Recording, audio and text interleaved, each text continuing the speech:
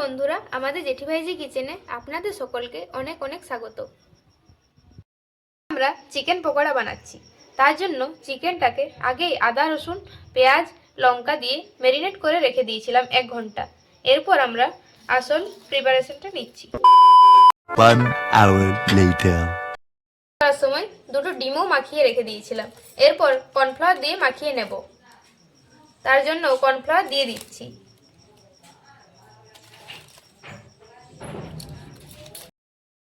ভালো করে মাখিয়ে নেব।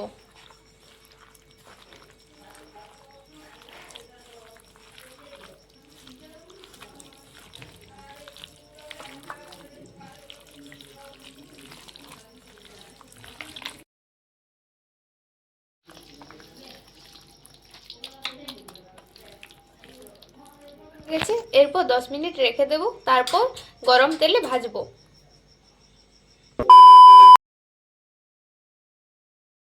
দিয়েছি তেলটা কিন্তু আগের থেকে প্রিহিট করে রেখে দিতে হবে, না হলে ভাজাগুলো ভালো হবে না এবং বাইরে ভাজা হয়ে গেলেও ভিতর থেকে কাঁচাই থাকবে।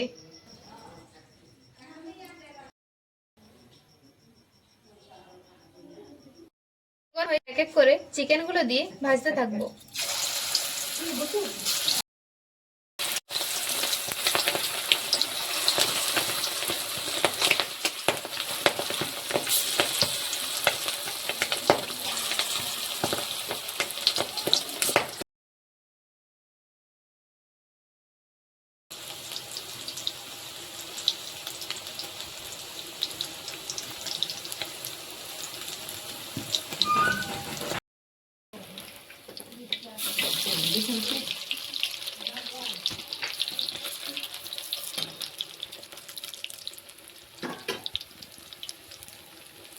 আমাদের এক খোলা ভাজা হয়ে গেছে, এরপর তুলে নেব।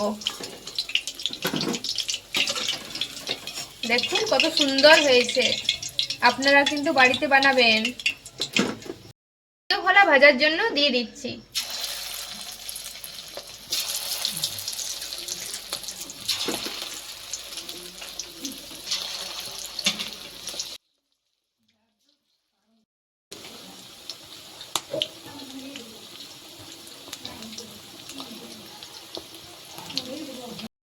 গুলো উল্টে নিচ্ছি।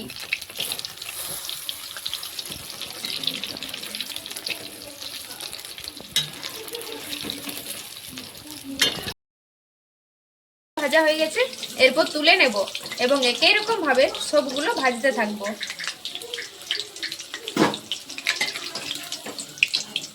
দেখুন কত সুন্দর, কত লোভনীয় হয়েছে পকোড়াগুলো।